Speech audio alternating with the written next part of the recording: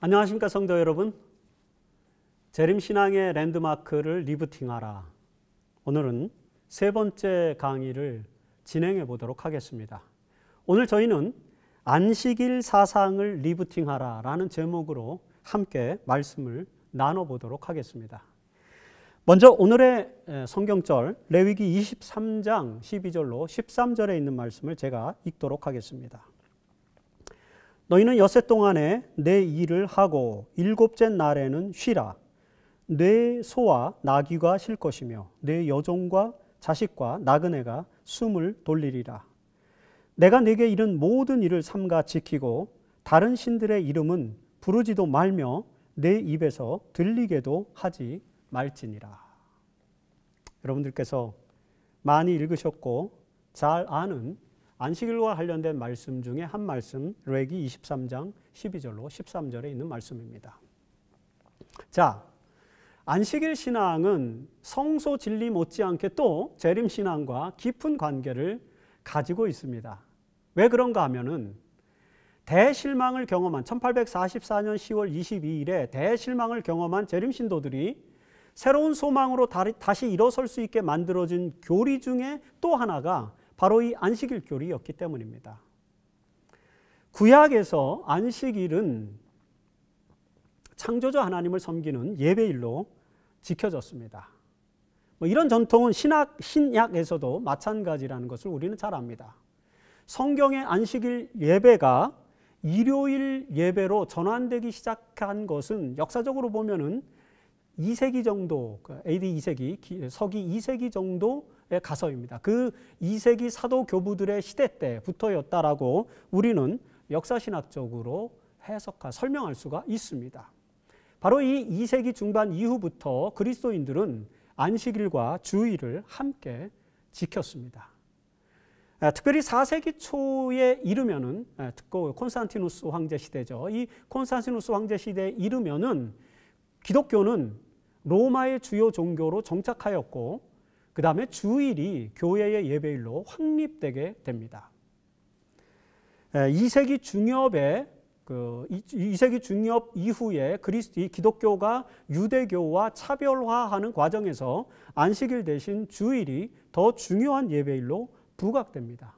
이로 인해서 안식일은 그리스도교 신앙 전통에서 잊혀져 가게 됩니다. 그 후에 16세기 종교개혁 시대에 안식일을 준수하는 제세례파, 아나바프티스트가 등장해서 안식일을 종교개혁의 의제로 제시했던 이 소규모 아주 작은 한 그룹의 제세례파들, 아나바프티스트들이 있었습니다. 그들은 안식일을 개혁했는데 이들로 인해서 개혁교회, 즉 종교개혁의 일부에서 안식일 진리가 회복되기 시작됩니다. 그러니까 약 한 1000년 동안 그리스도교는 더 이상 안식일을 지키지 않고 주일을 예배일로 지키는 그런 역사가 지속되게 된 거죠. 이 1000년이 훨씬 넘는 시간 동안에 그런 역사가 진행된 것입니다.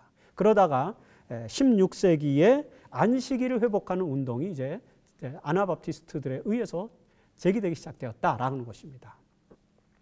이 아나바프티스트들의 특별히 사바테리안 아나바프티스트들, 안식일을 준수하는 제세례파들의 개혁의 정신에 의거해서 1650년에 잉글랜드에 안식일을 지키는 제7일 침례교회라고 하는 교회가 등장하게 됩니다. 이들은 주일 대신에 안식일을 성경의 예배일로 회복하게 되죠. 바로 이 안식일 신앙 전통이 19세기 재림운동과 연결되게 됩니다. 그것이 어떻게 연결되는지를 우리가 안식일 신앙의 역사를 통해서 살펴보도록 합니다. 자, 17세기 미국 식민지 개척 시기에 이 아메리카 대륙을 이제 유럽 사람들이 식민지 개척을 하는 그런 시기에 제7일 침례교인 중에 몇 명이 1650년에 영국에서 잉글랜드 지역에서 제7일 침례교회가 만들어졌다고 말씀드렸지 않습니까? 그 교회의 교인 중 몇 명이 미국으로 건너가게 됩니다. 이들 중에는 스테픈 먼포드라고 하는 사람이 있었는데 그 스테픈 먼포드가 1671년에 미국의 로드 아일랜드의 뉴포트라고 하는 지역에 제7일 침례교회를 세우게 됩니다. 그리고 이들은 미국의 여러 지역에서 선교를 추진하게 되죠.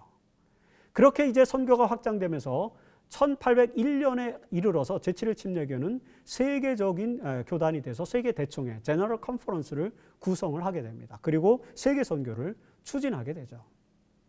이런 과정 속에서 1830년에 미국에서 제2차 영적 대각성 운동과 그리고 윌리엄 밀러의 재림 운동이 전개되기 시작했습니다.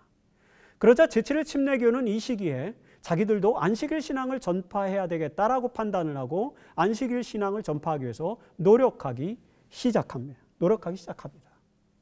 바로 이런 노력의 일환으로 몇몇 재림 신도들이 안식일 진리를 받아들이게 되었습니다. 그 중에서도 가장 대표적인 인물이 바로 프레드릭 휜러라고 하는 목사입니다. 프레드릭 휜러는 감리교회 출신으로 재림운동에 가담해서 재림기별을 전하는 순회 전도사였습니다.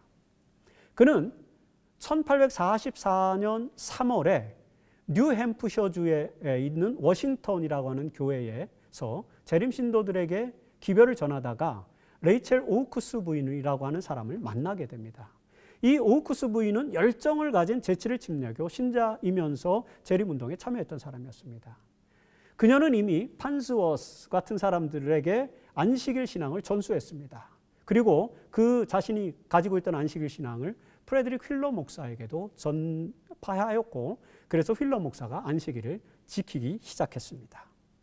바로 이 프레드릭 휜러 목사와 판스워스에 의해서 워싱턴 교회, 그 프레드릭 휜러 목사가 담임하던 이 워싱턴 뉴햄프셔주의 워싱턴 교회, 그 교회에서 교인들이 안식일을 준수하는 그룹, 공동체를, 커뮤니티를 만들게 된 것입니다. 그리고 그곳에서 1844년 8월에는 이제 제7월 운동이 전개되기 직전에 토머스 프레블이라고 하는 사람이 안식일을 지키기 시작했습니다. 이 토머스 프레블은 자유의지 침례교회의 목사로서 활동하다가 1841년부터 이제 밀러의 재림운동에 가담한 또 설교자였죠. 토머스 프레블은 워싱턴 교회에서 안식일 기별을 전해 듣고 안식일을 지키기 시작합니다. 이렇게 해서 재림운동에 참여한 재림 신도들 중에서 프레드릭 휜러, 그 다음에 판스워스, 그리고 토머스 프레블 같은 사람들이 안식일을 지키는 그런 그룹을 형성하게 됩니다. 이들은 대부분 재림운동으로 인한 대실망을 사실 안식일 진리로 극복하는 그런 경험을 하게 됩니다. 그리고 그들 중에는 우리가 잘 아는 조셉 베이츠라고 하는 유명한 밀러주의 설교가도 있었습니다. 여러분이 아시는 것처럼 조셉 베이츠는 재림운동의 주요 지도자 중에 한 사람이었죠. 그는 사무엘 스노우의 제7월 운동에 불을 지핀 인물이기도 했다고 제가 첫째 시간에 말씀을 드렸습니다. 대실망 이후에 베이츠는 참담한 경험을 하였습니다. 사람들의 조롱과 야유에 죽고 싶을 만큼 고통을 느꼈다고 그는 기록했습니다. 그런 그가 이 재림신앙에서 떠나지 않기 위해서 할 수 있었던 유일한 것은 아마도 재림의 날짜가 잘못된 것은 아닐까라고 생각하는 것이었습니다. 그런데 여러분, 그러던 그에게 희망의 기별이 전해지게 되었습니다. 그것은 바로 안식일 기별이었습니다. 대실망으로 인해서 실망과 낙담 속에 빠져있던 이 조셉 베이츠는 1845년 4월에 토머스 프레블이 쓴 안식일 기사를 읽게 됩니다. 사실 프레블은 이미 설명한 것처럼 프레드릭 휜러 목사에게 안식일 기별을 듣고 안식일을 지킨 재림운동가 중에 한 사람이었다고 말씀드렸는데, 이 토머스 프레블은 대실망 후 자신의 실망을 극복하기 위해서 1845년 2월에 이스라엘의 희망이라고 하는 잡지에 안식일 기사를 게재를 하게 됩니다. 그리고 12페이지짜리 소책자를 이제 만들어요. 그런데 바로 이 프레블이 쓴 소책자, 출간한 소책자를 조셉 베이츠가 읽게 됩니다. 베이츠는 안식일 진리를 더 확실하게 이해하기 위해서 이제 워싱턴 교회를 방문하게 됩니다. 그리고 그곳에서 휜러 목사를 만나게 되죠. 워싱턴 교회에서 휜러 목사에게 안식일 진리를 확인한 조셉 베이츠는 자기의 주거지인 페어헤븐과 뉴 베드포트에 안식일을 준수하는 그룹을 만들기 시작합니다. 이 조셉 베이츠는 안식일 진리를 깨닫고 난 후에 예수님의 재림이 있기 전에 먼저 안식일 진리가 회복되어야 한다는 사실을 확신함으로써 재림운동의 실패를 스스로 극복하게 됩니다. 그래서 안식일 진리를 깊이 깨달아야만 예수의 재림이 실현될 것인데 이 안식일 진리가 자기에게 깨달아졌다라고 이제 믿게 된 것입니다. 이처럼 안식일에 대한 확고한 믿음으로 조셉 베이츠는 재림운동의 실망을 극복하게 됩니다. 바로 그 즈음에 베이츠는 하이람 에드슨과 그의 동료들을 만나게 됩니다. 여러분, 하이람 에드슨이 누구입니까? 이 하이람 에드슨과 그 동료들은 두 번째 시간에 우리가 성소 진리를 발견한 사람들이라고 얘기했지 않습니까? 그 성소 진리를 깨닫고 재림운동의 실패의 원인을 성서적으로 이해하고 있었습니다. 그런데 그들이 조셉 베이츠를 만난 것입니다.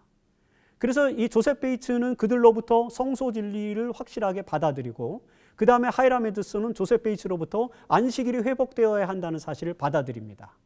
이렇게 해서 이 안식일 신앙과 성소 진리가 서로 교환되고 만나게 되는 것입니다.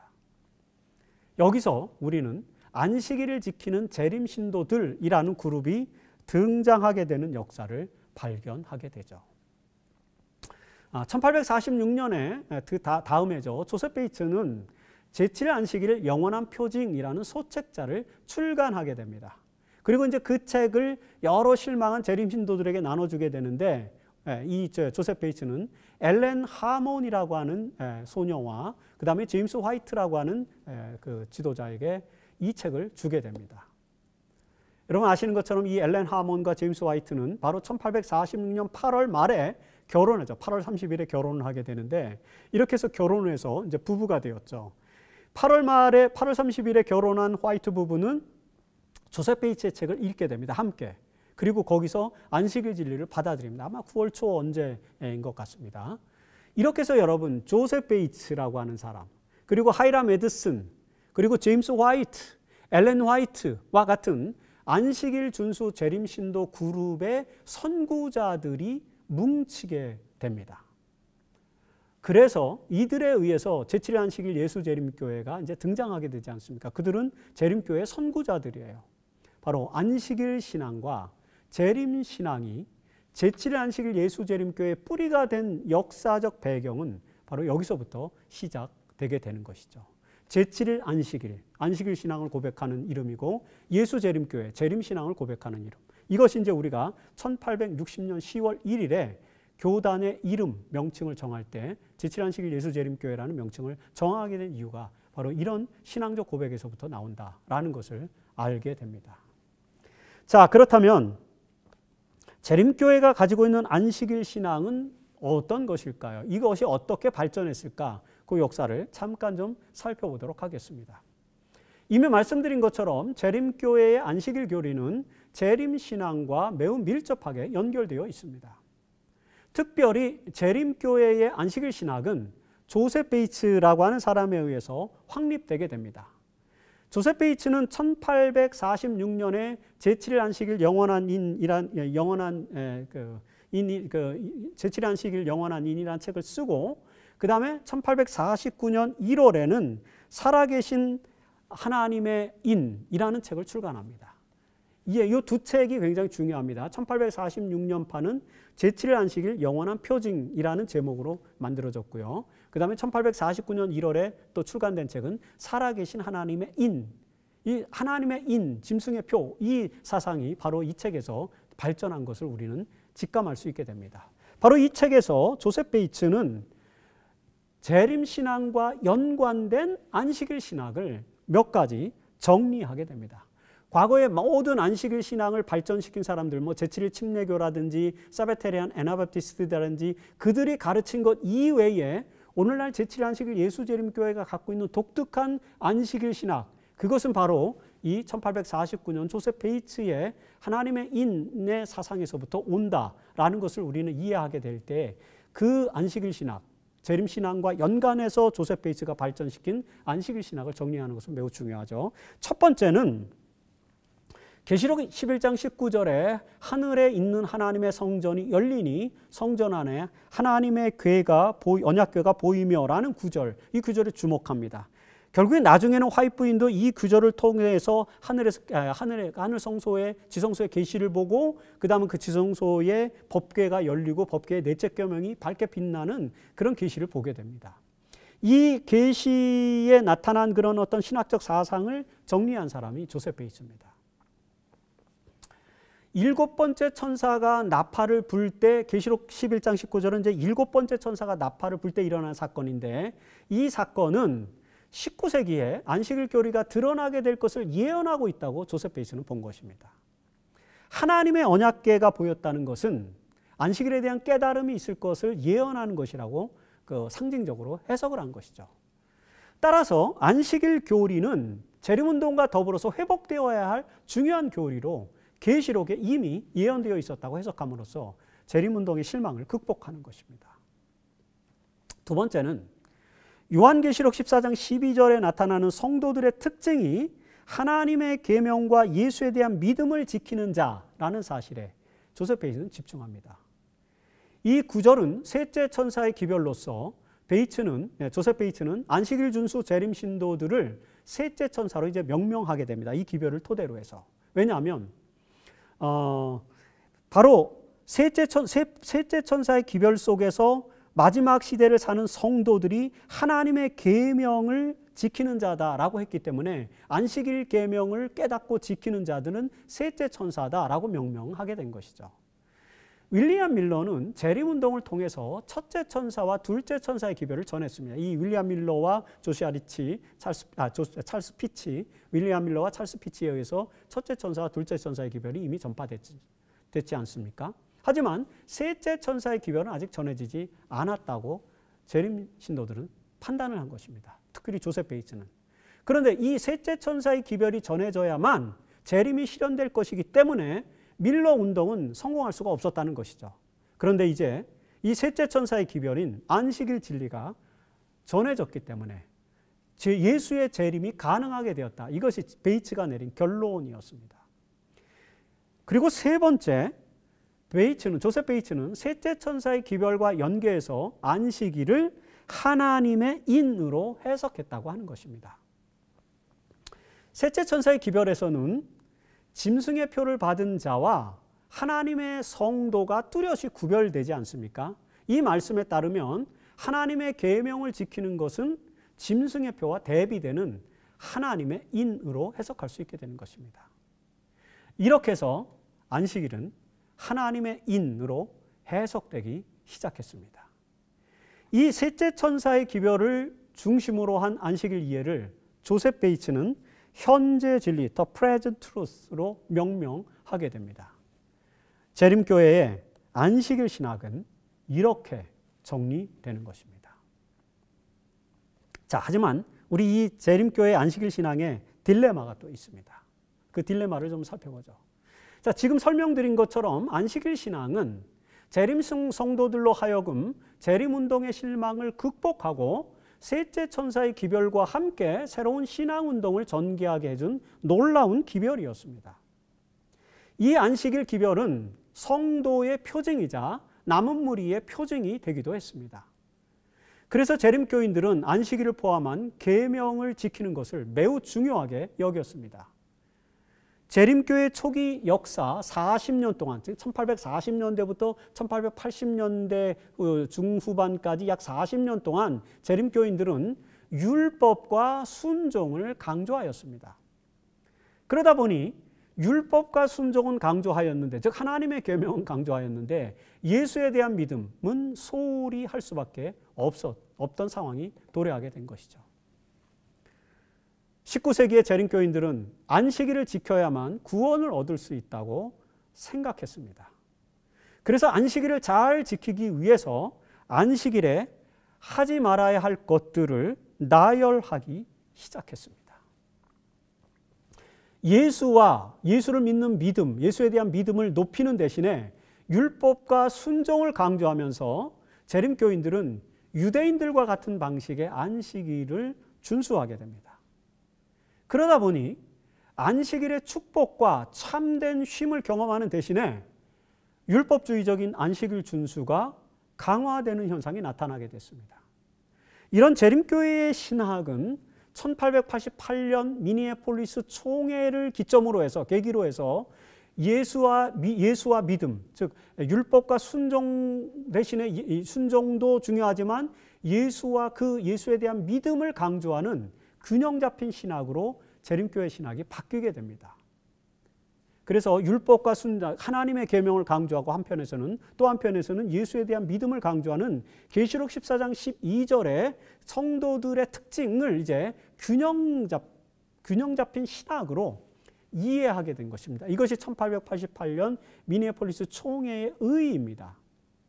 그런데 이렇게 예수에 대한 믿음이 발전하고 율법에 대한 순종이 균형 잡힌 상황으로 발전해 갔음에도 불구하고 안식일을 준수하는 방식에 있어서는 여전히 유대인들이 지키는 것과 같은 할라카의 규례 방식으로 계속해서 전승되고 있는 딜레마를 저희가 겪게 된 것입니다. 자, 할라카의 규례에서 유대인들은 39가지의 금지 규례를 기준으로 수많은 금지 목록들을 만들어 두었습니다. 그들은 나무 타기, 수영, 손뼉치기, 허벅지 두드리기, 발구르기 이런 것들을 안식일에 하지 말라고 금지했어요. 약혼식을 금지했고요. 사형집행, 매장, 결혼식 같은 것들을 금지합니다. 그리고 전문적으로 숙련된 업무, 즉 멜라카, 일, 그걸 금지시켰고요. 그리고 치명적이 아닌 질병이나 불구에 대한 모든 치료, 즉 만성질환자들에 대한 치료는 안식일에 할 수 없도록 금지시켜 놓았습니다. 안식일이 되면 그들은 목욕물을 덮이는 것도 금지되었고요. 11금을 내는 행위도 금지되었습니다. 여러분 11금은 안식일에 못 내게 되어 있습니다. 유대인들은 할라카의 규례에 금지되어 있어요. 금지되어 있기 때문입니다. 이런 금지 규정들은 십계명의 넷째 계명에서 아무 일도 하지 말라는 규정을 확대해서 적용한 유대인들만의 할라카 규례입니다. 여기서 금지된 일, 즉 멜라카라고 하는 것은 사실상 세속적인 이익을 얻거나 생산하려는 목적으로 그런 의도로 행해지는 것, 그것을 의미합니다. 그럼에도 불구하고 안식일에 하지 말아야 할 규례들을 만들어 놓고 안식일을 엄격한 율법주의적 방식으로 지킨 것, 이것이 유대인들의 할라카의 규례 방식입니다. 이 할라카적 안식일 신앙이 오래 지속되는 과정에서 유대인들은 안식일의 참된 축복과 의미를 잃어버리게 됩니다. 그런데 여러분, 재림교회도 안식일 신앙의 역사에서 이런 모습을 보여왔습니다. 그 결과로 오랜 기간 동안 재림교인들은 율법주의와 완전주의 논쟁에 시달릴 수밖에 없었습니다. 1980년대에 들어서서 재림교회 신학자들은 안식일의 의미를 추구하는 안식일 신학을 고민하기 시작했습니다. 그동안은 안식일의 교리, Doctrine of Sabbath, 그 안식일의 교리를 강화시키고 거기에 방점을 두고 있었는데 Meaning of Sabbath 또는 Sabbatical Theology, 이 안식일 신학에 대해서는 많은 고민을 하지 않았습니다. 많은 책들, 거의 책들이 나오지 않았죠. 그래서 그동안 안식일은 재림신앙과 맞물려서 율법주의적으로만 이해하는 경향이 굉장히 많았습니다. 재림교인들은 안식일 교리, Doctrine of Sabbath는 잘 알고 있었지만 안식일 신학, Meaning of Sabbath는 잘 이해하지 못했습니다. 다시 말해서 안식일을 교리적으로는 매우 잘 알고 있었지만 안식일이 왜 축복의 날이고 왜 해방의 날이고 왜 창조의 기념일인지에 대해서는 체험적으로, 이론적으로 물론 우리가 잘 압니다. 하지만 그걸 체험적으로 잘 알지 못하는 그런 상태에 놓이게 된 것입니다. 이런 재림교회 안식일 신앙의 딜레마를 해결하기 위해서 안식일 신학이 추구되기 시작한 것입니다. Meaning of Sabbath, 추구되기 시작한 것입니다. 이런 신학적인 노력의 결과로 안식일의 축복과 의미에 대해서 이제 재림교회 신학자들이 이해하기 시작했습니다. 오늘 21세기를 사는 저와 여러분들, 우리 재림교인들이 안식일의 축복과 의미를 체험하기 위해서는 재림신앙의 랜드마크 중에 하나인 안식일 신앙을 이런 차원에서 리부팅할 필요가 있다라고 말씀드릴 수 있습니다. 자, 안식일 신앙을 어떻게 리부팅할 것인지를 매우 구체적으로 살펴보기 전에 먼저 재림교회의 안식일 신앙의 참된 의미가 무엇인지를 좀 살펴보도록 하겠습니다. 여러분, 재림교회의 안식일 신앙을 올바로 이해하기 위해서는 유대인의 안식일과 예수님의 안식일을 비교해 볼 필요가 있습니다. 어떤 안식일이요? 네, 유대인의 안식일과 예수님의 안식일을 비교한다. 다르다는 것이죠. 신약 성경에는 유대인의 안식일과 예수님의 안식일이 늘 대비되고 있습니다. 어떤 면은 대립되고 있다고 볼 수 있겠죠. 유대인들은 철저하게 할라카의 규례에 따라서 안식일을 지켰습니다. 그 할라카의 규례는 주로 안식일에 무엇을 해서는 안 된다라는 방식, 제가 앞에서 설명드린 그런 것입니다. 그런 것들을 하지 말라는 방식으로 이루어져 왔죠. 그러나 예수님의 안식일 방식은 이런 유대인들의 할라카의 규례, 무엇을 해서는 안 된다라는 것과 정반대의 방식으로 소개됩니다. 예수님은 마태복음 12장 12절에도 설명한 것처럼 안식일에 선을 행하는 것이 옳으니라 이렇게 설명합니다. 너희 중에 어느 사람이 양 한 마리가 있어 안식일에 구덩이에 빠졌으면 붙잡아내지 않겠느냐? 사람이 양보다 얼마나 더 귀하냐? 그러므로 안식일에 선을 행하는 것이 옳으니라. 이것이 마태복음 12장 12절에서 예수님이 하신 표현입니다. 예수님은 안식일에 유대인들의 할라카의 규례를 일부러 어기시는 모습을 지속적으로 보여주십니다. 예수의 안식일과 유대인의 안식일의 차이를 가장 잘 설명해 주는 사건이 누가복음 13장 10절로 17절에 등장하게 됩니다. 예수께서 한 회당에서 가르치고 계실 때에 그곳에는 18년 동안 꼬부라져 펴지 못하는 여자가 있었습니다. 말씀을 마치신 후에 예수는 그 여자를 불러서 그 병을 치료해 주십니다. 그러나 그녀가 치료를 받고 예수님께로부터 치료를 받고 하나님께 영광을 돌리자 그 회당의 회당장이 화를 내면서 6일 중에 한 날에 와서 치료를 받으면 되는데 왜 굳이 안식일에 치료를 하느냐고 항의를 합니다. 어떤 의미에서 보면은 유대인들의 방식에서 보면 회당장의 항의는 매우 타당해 보입니다. 왜냐하면 6일이라는 시간이 있다는 거죠. 그때 아무 때나 와서 치료를 받아도 되는데 왜 안식일에 만성질환자를 고치지 말라는 할라카의 규례가 있는데 굳이 안식일에 치료를 하느냐라는 항의인 것입니다. 그럼에도 불구하고 예수는 18년 동안 사탄에게 매인받은 이 아브라함의 딸이 안식일에 해방되는 것은 합당하다고 말씀하십니다. 예수님은 유대인들에게 이렇게 말씀하시죠. 너희들이 안식일에 소와 나귀를 외양간에서 풀어내어 끌고 가서 물을 먹이지 않느냐 반문하시는 것이죠. 그런데 하물며 인간이 안식일에 질병에서 풀려나는 것이 너무나도 당연하지 않느냐라고 그렇게 변증하십니다. 여러분, 이 사건에서 회당장은 할라카의 규례를 이야기하고 있습니다. 이미 설명드린 것처럼 할라카의 규례에는 만성질환자의 경우 안식일에 치료를 받을 수 없다고 규정하고 있습니다.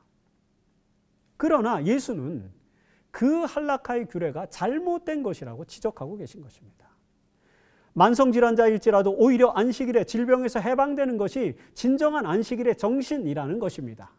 이런 기록에서 이 누가복음 13장에 나타난 기록에서 보듯이 대부분의 안식일 논쟁에서 예수님은 할라카의 규례를 어기셨고 그것 때문에 유대인들과 논쟁하셨습니다. 이런 성경적 사실에 기초할 때 재림교회의 안식일은 유대인들의 할라카 방식이 아닌 예수님의 방식으로 지켜져야 함을 우리는 단번에 인지하게 됩니다. 우리가 만일에 유대인들과 같은 방식으로 안식일을 지켜왔다면 우리는 이제 그 안식일 신앙을 리부팅해야만 하는 것입니다. 여러분, 안식일 신앙을 리부팅하려면 우리는 어떻게 해야 될까요? 안식일 신앙을 리부팅하기 위해서 우리는 영감의 선지자가 가르쳐 주셨던 가르침에 귀를 기울여야만 합니다. 안식일에 대한 엘렌 화이트의 설명은 예수의 가르침, 즉 예수의 안식일에 대한 가르침을 충실하게 반영해 주고 있습니다. 그 내용이 시대소망에 아주 잘 나타나 있습니다. 시대소망 29장에서 엘렌 화이트는 예수와 바리새인들 간의 안식일 논쟁에 대해서 정리하면서 매우 중요한 몇 가지 논점들을, 요점들을 우리에게 가르쳐 주고 있습니다.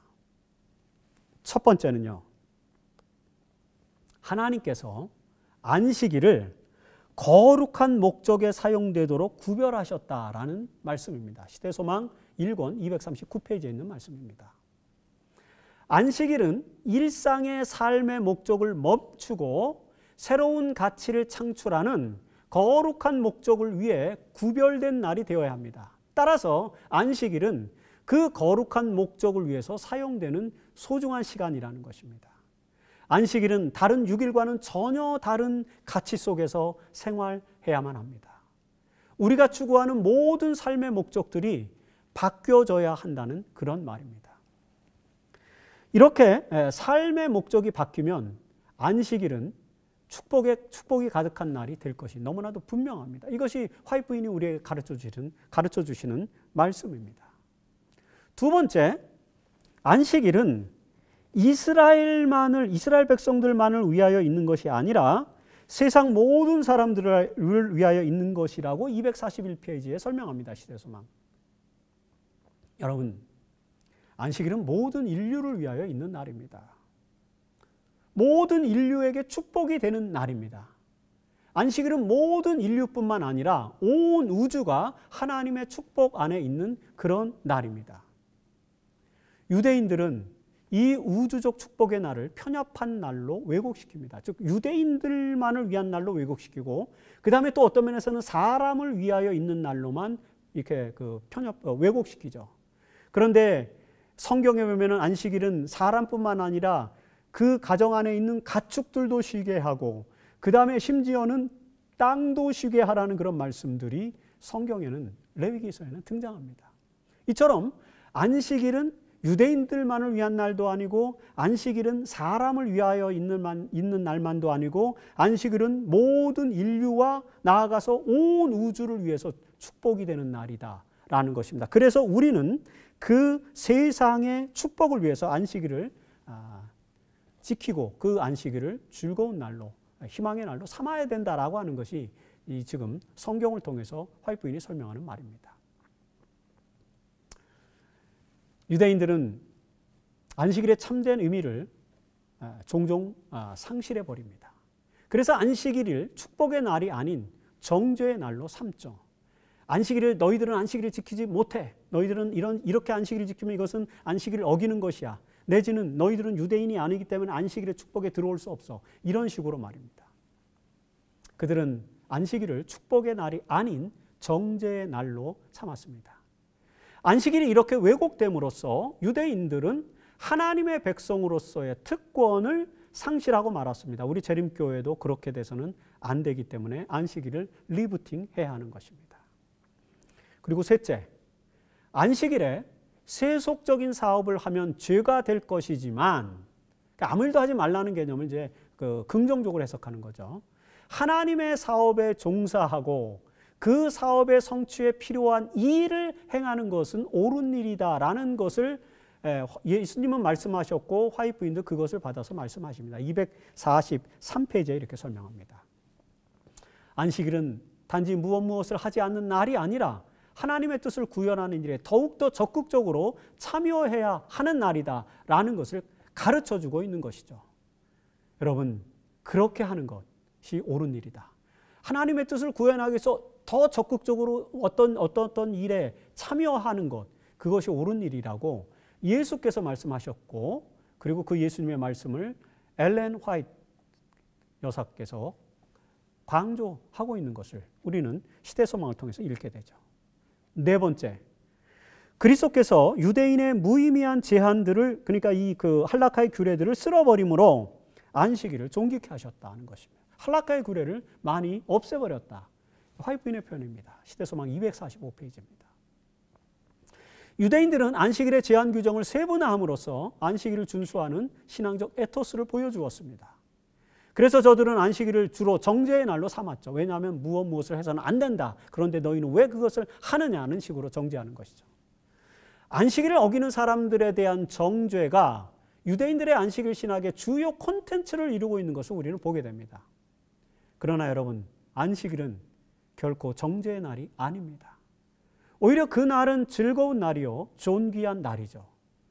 예수께서는 유대인들의 무의미한 규제들을 무효화시킴으로써 안식일의 본질을 살리신 것입니다. 자, 이런 요점들에 기초해서 21세기를 살아가는 재림교인들은 안식일의 의미를 새롭게 재조명해야만 합니다. 사실 역사적으로 볼 때 안식일의 의미를 추구하는 신학적 담론은 20세기에 매우 활발하게 전개되었습니다. 20세기에 이전 세기죠. 우리는 지금 21세기를 살아가고 이전 세기에 20세기에 안식일 신학이 종교사회학적 담론의 중심으로 등장하게 된 이유는 이 시기가 산업자본주의로 인한 폐해가 심화되던 때였기 때문이었습니다. 대부분의 사람들이 경쟁을 통한 사적 이익 추구를 기본으로 했던 이 산업자본주의 사회에서 현대 인류는 쉼 없는 삶으로 고통을 받았습니다. 쉬지 않고 경쟁하면서 일하는 것이 마치 진보의 길이라고 믿었던 사람들은 자본주의가 내세운 저 위대한 진보의 약속이 실현되지 않았음을 깨닫게 되었습니다. 사실 이런 사회 현상을 가장 먼저 주목한 사람은 에릭 프롬이라고 하는 20세기 사상가였죠. 에릭 프롬은 산업자본주의 사회가 인간을 점점 소유 양식에 의거해서 살아가도록 부추김으로 말미암아 존재의 가치를 상실했다고 진단했습니다. 이 에릭 프롬이 쓴 가장 유명한 책 중에 하나인 소유냐 존재냐, To have or to be 라고 하는 책에서 이 에릭 프롬은 진정한 진보를 위해서는 소유 양식을 버리고 존재 양식의 의거해서 살아가야 하는데, 그런 존재 양식의 삶을 가르쳐주는 핵심 사상으로 안식일 사상을 소개합니다. 에릭 프롬이. 안식일은 소유 욕망을 버리고 존재의 가치를 추구하는 날이기 때문에 만일에 인류가 안식일을 잘 지키게 되면 훨씬 더 살기 좋은 사회로 진보하게 될 것이라고 그는 보았습니다. 이 에릭 프롬은 안식일이 소유 양식을 포기하고 존재 양식의 삶을 살아가게 만드는 신학적 의미를 가지고 있음을 우리에게 호소해 줍니다. 굉장히 중요한 거죠. 안식일 신학에서 우리가 이것을 강조하기 시작했던 것은 1980년 이후인데 이미 에릭 프롬은 20세기 초에 이런 사회학적 사상을, 종교사회학적 사상을 갖고 있었다는 것입니다. 자, 에릭 프롬 이후에 많은 사상가들이 등장해서 안식일의 의미, meaning of Sabbath를 강조해 주었습니다. 기엔 카젤이라고 하는 사람은 안식일을 쉼 없는 세상에서 참된 쉼을 제공하는 날로 소개를 합니다.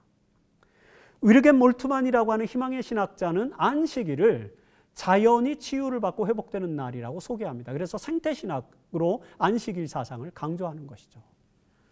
유대의 신비주의 사상이었던 카발라 전통에서는 안식일이 영적 차원의 활발한 활동의 시간으로 묘사됩니다.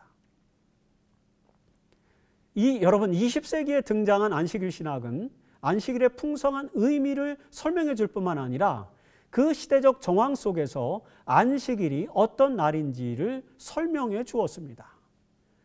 다시 말해서 20세기 안식일 신학은 안식일이 현대 사회가 안고 있는 수많은 문제들을 해결해 주는 희망의 신학이라는 사실을 제시해 주었다는 것입니다.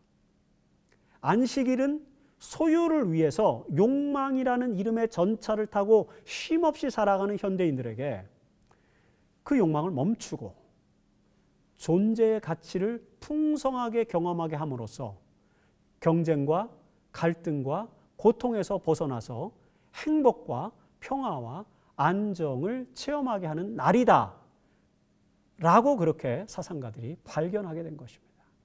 여러분, 이런 안식일의 의미는 21세기에도 여전히 유효한 것 아닙니까? 자, 21세기를 살아가고 있는 오늘 우리 인류 사회가 안고 있는 문제가 무엇입니까? 어떤 문제로 고민하고 있습니까? 코로나19는 물론이고요. 양극화와 경제위기, 생태계의 파괴와 지구온난화, 인간성의 상실과 모럴 해저드, 범지구적인 구조적이고 극단적인 폭력, 차별과 불평등, 이런 것 이외에도 수많은 문제들이 있겠지만 이런 요소들이 현재 우리가 겪고 있는 위기의 요인들인 것을 우리는 잘 알고 있습니다. 사실 여러분, 이런 문제들을 해결할 수 있는 사회적인 해법이 없기 때문에 인류는 더 절망하고 있습니다. 그러나 안식일이 이런 문제들을 해결할 수 있다는 사실을 우리는 기억해야만 합니다. 안식일은 일체의 소유 욕망을 멈추고 존재의 가치를 추구하는 날이기 때문에 양극화나 경제 위기의 본질에 내재된 욕망의 병을 치유할 수 있도록 해주는 날이라는 것입니다. 만일에 일주일 중에 하루를 일하지 않고 쉰다면 생태계의 파괴와 지구온난화도 방지될 수 있다는 것입니다. 여러분, 전 세계 모든 사람들이 일주일 중 하루 동안에 자동차를 타지 않는다면 이런 기적이 일어나지 않겠습니까? 이 말은 위르겐 몰트만이라고 하는 사람이 희망의 윤리라고 하는 책에서 한 말입니다. 안식일은 존재하는 모든 것들과 더불어서 평화를 누리는 날이기 때문에 그 안식일을 충실하게 우리가 잘 지키면 분쟁과 폭력과 차별과 불평등도 막을 수 있습니다.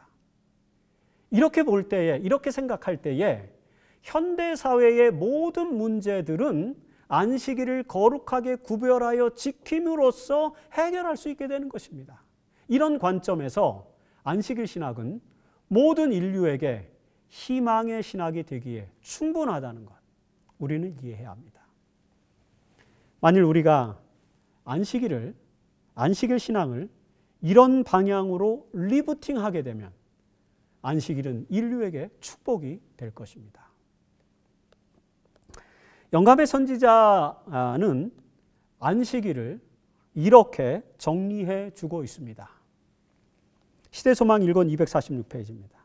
안식일을 그리스도의 창조와 구속의 능력의 표징으로 받아들이는 모든 사람에게 그날은 즐거운 날이 될 것이다.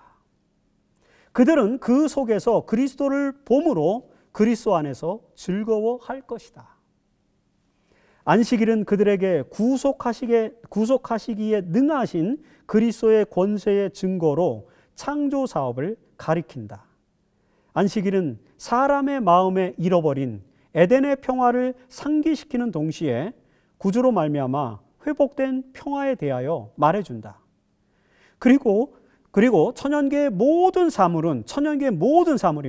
천연계의 모든 사물은 수고하고 무거운 짐진 자들아, 다 내게로 오라. 내가 너희를 쉬게 하리라는 그분의 초청을 반복한다.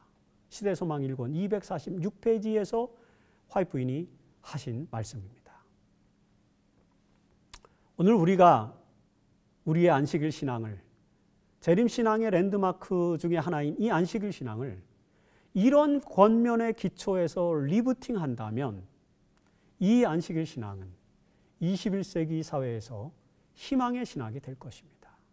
많은 사람들이 우리가 가지고 있는 이 안식일 신앙, 그리고 이 안식일을 통해서 누리는 축복의 삶을 바라봄으로써 현대사회의 수많은 위기의 문제들을 극복할 수 있는 해법을 발견할 수 있지 않겠습니까? 그렇게 하도록 만드는 것이 오늘 저와 여러분들의 사명이며 우리가 안식일 신앙을 리부팅해야만 하는 이유이자 목적인 것입니다. 부디 재림성도 여러분, 안식일 신앙이 이렇게 희망의 신학으로 재부팅되고 희망의 신학으로 승화될 수 있도록 노력해 주기를 간절히 바랍니다. 우리의 노력과 헌신을 통해서, 그리고 안식일에 참된 쉼과 축복의 경험을 통해서 많은 사람들이 이 현대 사회의 경쟁 시대에 쉼 없는 사회에 위기의 시대에 그 모든 위기들을 극복하고 참된 쉼을 경험하며 참된 희망을 찾을 수 있도록 노력하는 것. 그것이 오늘 저와 여러분들에게 주어진 사명이라는 것을 다시 한번 생각해 보면서 우리에게 주어진 이 소중한 재림신앙의 랜드마크인 안식일 신앙이 리부팅되고 그리고 안식일의 참된 의미가 우리들의 삶 속에서 구현되고 표현되어짐으로 말미암아 저희들과 그리고 우리의 이웃들과 주변의 모든 사람들에게 그리고 이 지구의 모든 생태계의 모든 존재들에게 참된 희망과 회복과 치유의 날이 되는 그런 귀한 날로 만들고 삼아주기를 간절히 바라면서 이 세 번째 강의를 마치도록 하겠습니다. 감사합니다.